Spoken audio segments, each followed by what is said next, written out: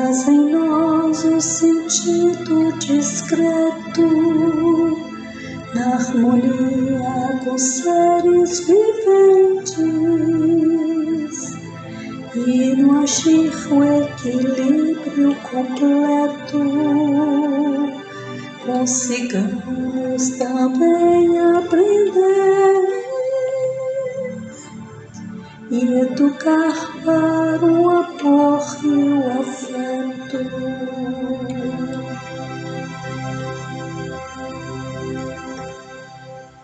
Irmãos e irmãs, chegamos então ao último dia do mês de março e vamos continuando firmes, refletindo neste tempo quaresmal a campanha da fraternidade. Hoje o tema que nos é apresentado, ele é essencial para compreendermos bem esta campanha da fraternidade.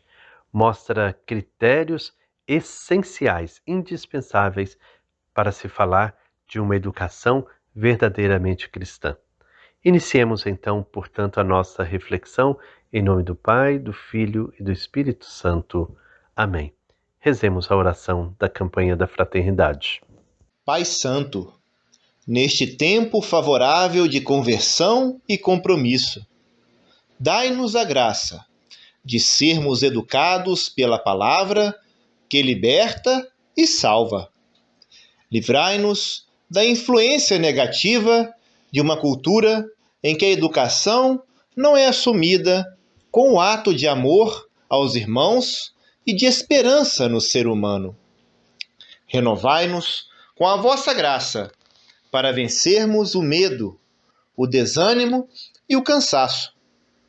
E ajudai-nos a promover uma educação integral, fraterna e solidária.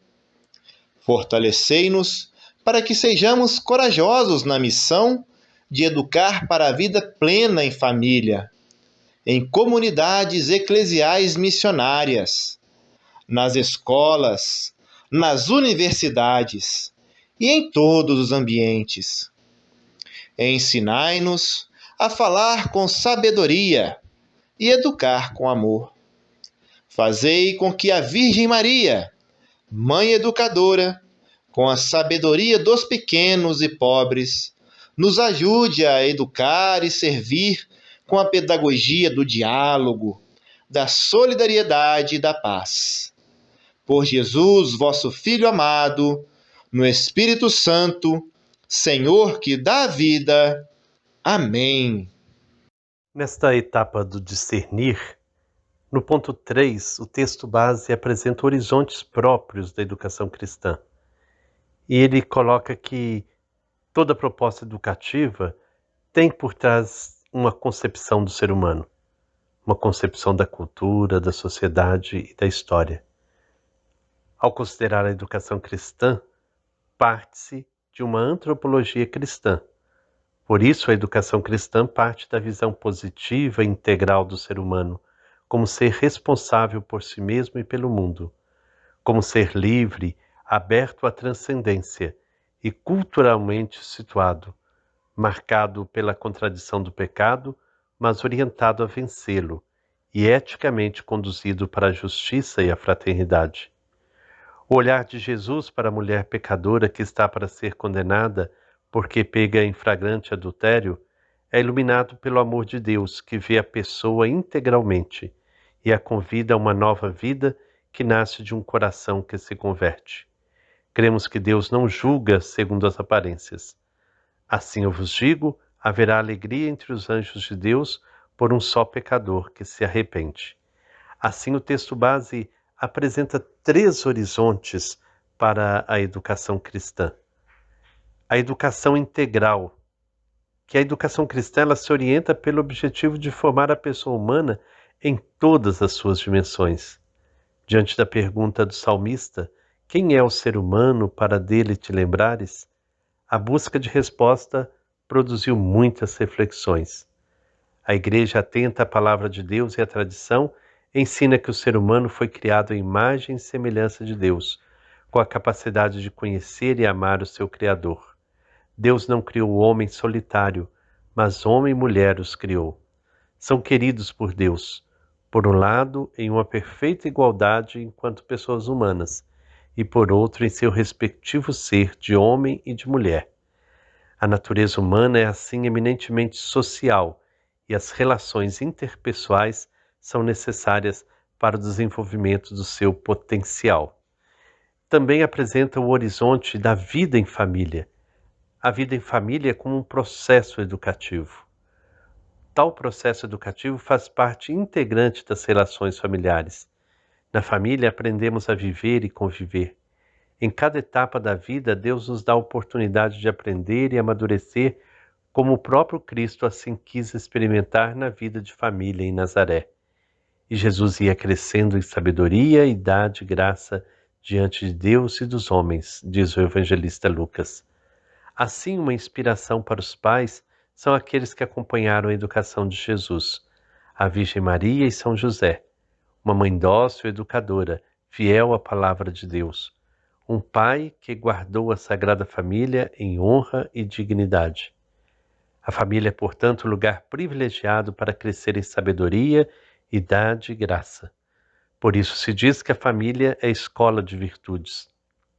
Na virtude da sabedoria, entra toda a perspectiva do processo educativo no convívio das gerações, em que pais, filhos, avós e outros familiares vinculados se tornam referências de valores, e os novos aprendem com os mais experientes e vice-versa.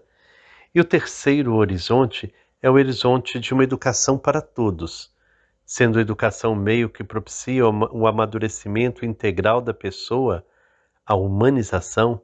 A Igreja compreende que se trata de um direito universal, seja na infância e juventude, seja na formação continuada do adulto, para que cada pessoa possa desenvolver as suas próprias capacidades e colaborar com a sociedade. Com o direito inalienável a uma educação digna, corresponde parte da sociedade uma obrigação também fundamental de propiciar os meios necessários para que tal direito democrático seja concretizado para todos. Nesse sentido, o Estado, o administrador dos recursos que recebe da sociedade, deve providenciar de modo equitativo a distribuição dos meios que possam garantir o maior rendimento para a efetivação do direito de todos ao acesso à educação. Uma educação para todos requer que todos, família, escola, sociedade, estejam pactuados para oferecer os melhores esforços para formar pessoas maduras e com responsabilidade na construção do bem comum. Essa é a proposta do Papa Francisco com o Pacto Educativo Global, cujos compromissos atualizam os critérios para uma educação autenticamente cristã. É preciso ter sempre presente esses compromissos e mobilizar todos os atores sociais.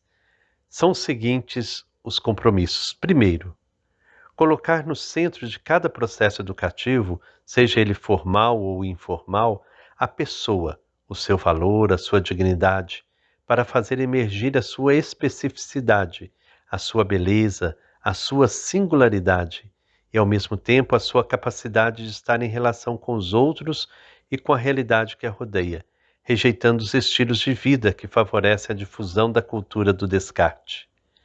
Segundo, ouvir a voz das crianças, dos adolescentes e dos jovens, a quem transmitimos valores e conhecimentos para construir juntos um futuro de justiça e paz, uma vida digna para toda pessoa. Terceiro, favorecer a plena participação das meninas e dos jovens na instrução. Quarto, ver na família o primeiro e indispensável sujeito educador. Quinto, educar e educarmos-nos para o acolhimento, abrindo-nos aos mais vulneráveis e marginalizados. Sexto, empenhar-nos no estudo para encontrar outras formas de compreender a economia, a política, o crescimento e o progresso, para que estejam verdadeiramente a serviço do homem e da família humana inteira, na perspectiva de uma ecologia integral.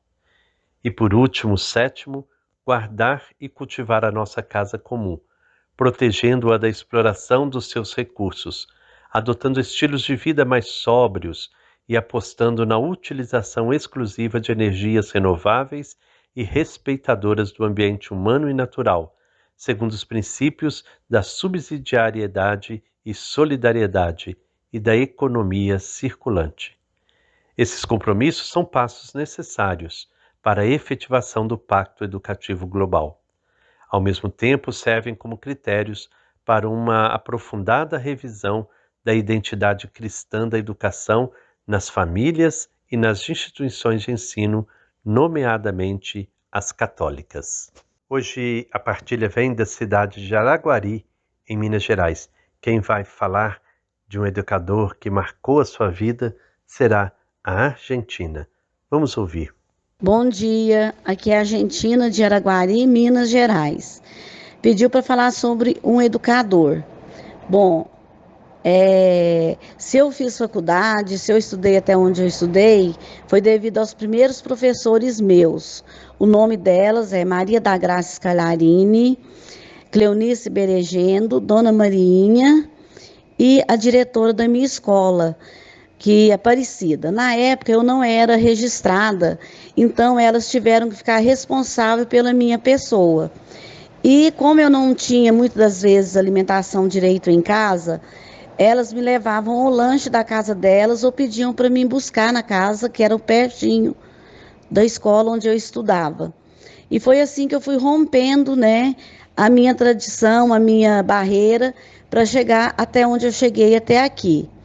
E foi assim que eu fui encontrando ao longo do meu caminho pessoas como essas professoras que me deram a mão até eu chegar à faculdade onde eu cheguei, que fiz o meu curso de pedagogia depois de adulto. Eu comecei a estudar com 12 anos e elas ficaram responsáveis por mim lá na escola Antônio Nunes de Carvalho Filho, aqui em Araguari, Minas Gerais. Então, pediram para gravar um áudio, eu estou gravando esse áudio com toda gratidão e amor a todos os educadores, e com muita emoção e agradecimento. Um abraço, paz e bem. Argentina Dias Porto, com muito orgulho.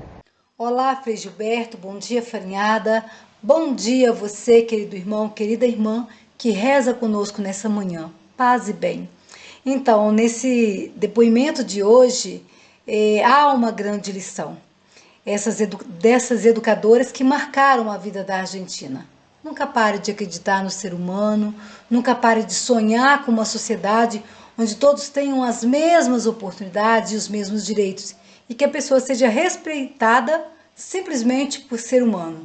Essas educadoras acreditaram e criaram oportunidades. Foi assim então que a Argentina conquistou seu espaço e sua dignidade.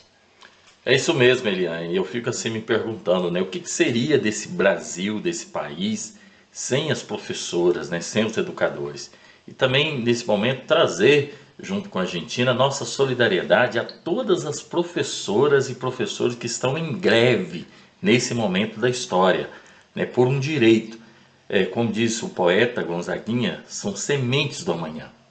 Às vezes as pessoas não compreendem por que uma paralisação, mas é por busca e garantia de direitos.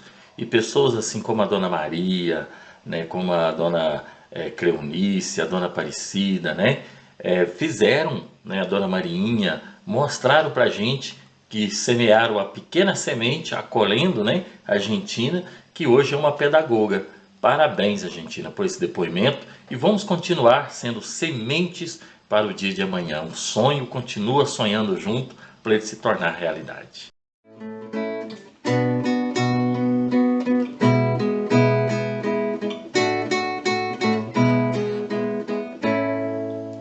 Ontem um menino que brincava me falou: hoje é semente do amanhã. Para não ter medo que esse tempo vai passar, não se desespere e nem pare de sonhar. Nunca se entregue, nasça sempre com as manhãs. Deixa a luz do sol brilhar no céu do seu olhar. Fé na vida, fé no homem e na mulher, fé no que virá. Nós podemos tudo, nós podemos mais. Vamos lá fazer o que será. Vamos lá fazer o que será. Vamos lá fazer o que será. Chegando então ao final desta reflexão de hoje, que tenhamos sempre em mente os compromissos necessários a uma educação cristã, que nós possamos cada vez mais lutar para que todos os espaços sejam espaços de defesa da humanidade, da dignidade de cada pessoa, e que nós possamos assim cuidar de nossa casa comum como um lugar de todos, onde toda forma de vida deve ser amada, deve ser respeitada. Que o Senhor Deus, fonte de amor e bondade, nos abençoe em nome do Pai, do Filho e do Espírito Santo. Amém. Paz e bem.